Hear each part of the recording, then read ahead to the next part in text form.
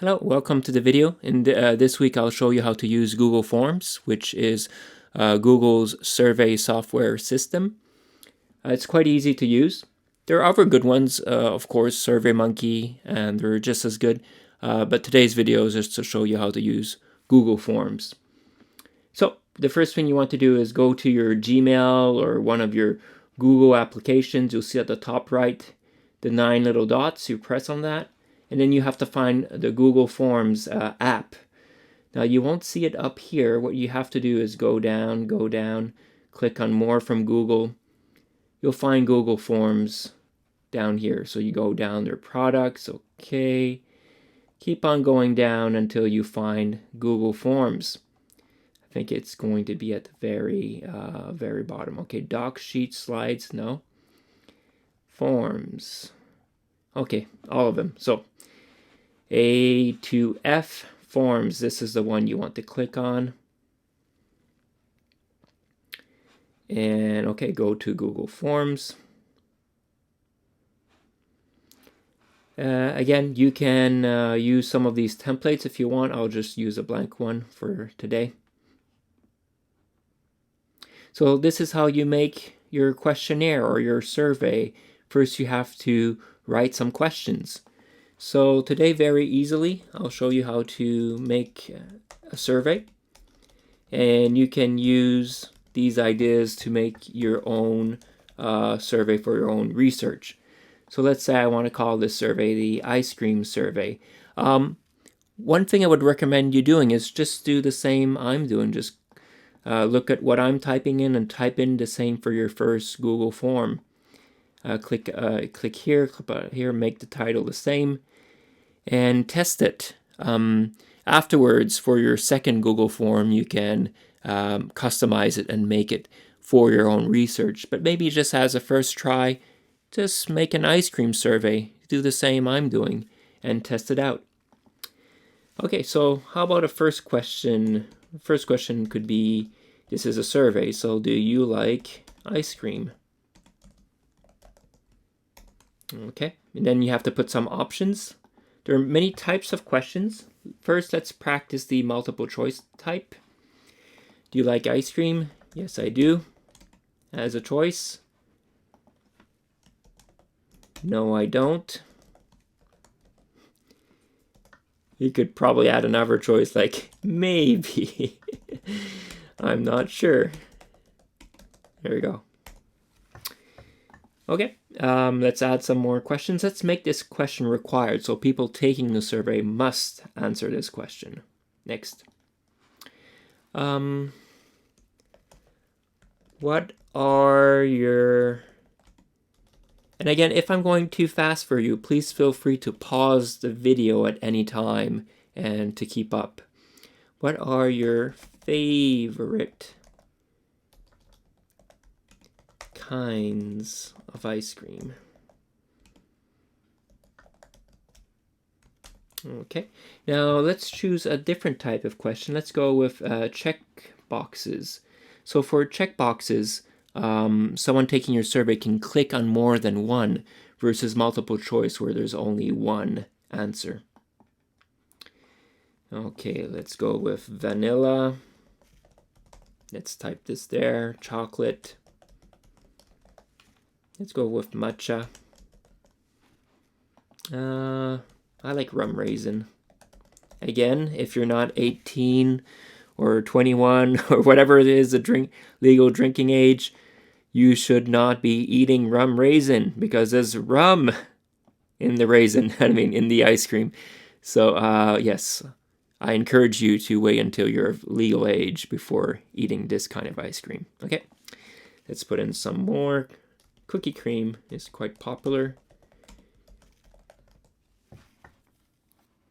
And well, if ever you make a mistake, you can always delete them as I just did. Add other. So people taking the survey will be able to type in their own choice if they want. Okay, that looks good. Let's make this required. Next question.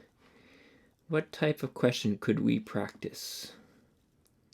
maybe a drop-down menu. Drop-down and multiple choice is pretty much the same. It's just the way it's presented. It becomes a drop-down menu. You'll see how that looks later. Let's test it out.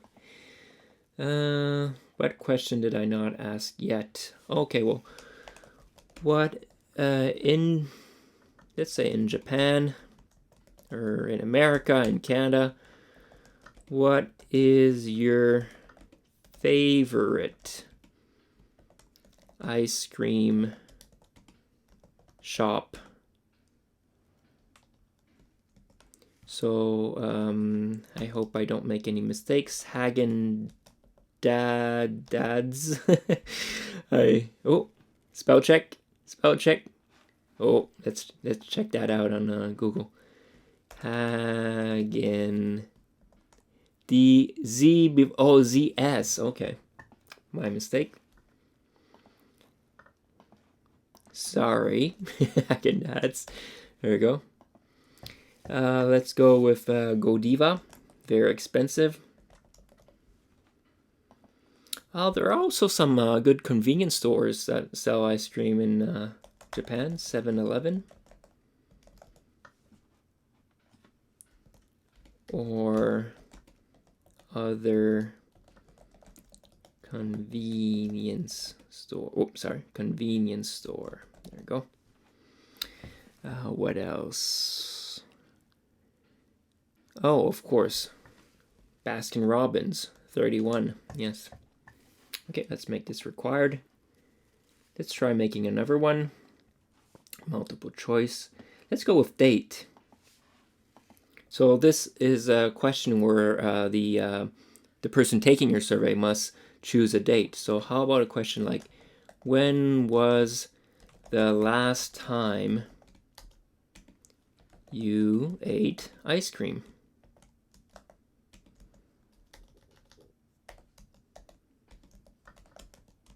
That's not bad. Here we go. Boom. Now one more question. Okay, how about linear scale? On a scale of 10, how much do you love ice cream? Okay, let's put some indications. So let's change this to 10. 1 being not at all. 10 being I have a problem, I'm addicted. I only eat ice cream. There we go. There we go. Okay, let's go. Let's make another one. I won't demonstrate all of these today, but anyway, be original. Multiple choice grid. So, for example, you would have two factors, an X and a Y element in your question. So a question is like, please tell me when, which season, and with whom is it best to eat ice cream with? So a friend, a lover, a family member, winter, spring, autumn. Forgot summer there. So choose one out of all those possibilities with the person, and again, what time in the year is with who, when and with whom is it best to eat ice cream. I won't demonstrate this now, but just as an idea. Oh, time. I could also do time. Time, for example. Time. When is the best time to eat ice cream in the day? And a person answering a survey would have to enter the time. Okay, one I will demonstrate is probably short answer. What would be a great name for an ice cream shop or store? Okay, here we go. Let's go with store. Sounds more Canadian. Okay, what would be a great name for an ice cream shop? And then the person would have to enter a name for the shop. And let's go maybe with a long answer form, paragraph form question. Do you think ice cream can be healthy? Why? Please write 2 to 3 sentences to explain your answer. Okay. And that's it. So now your form is ready to be sent. The next step is to send it. So you would click on send here.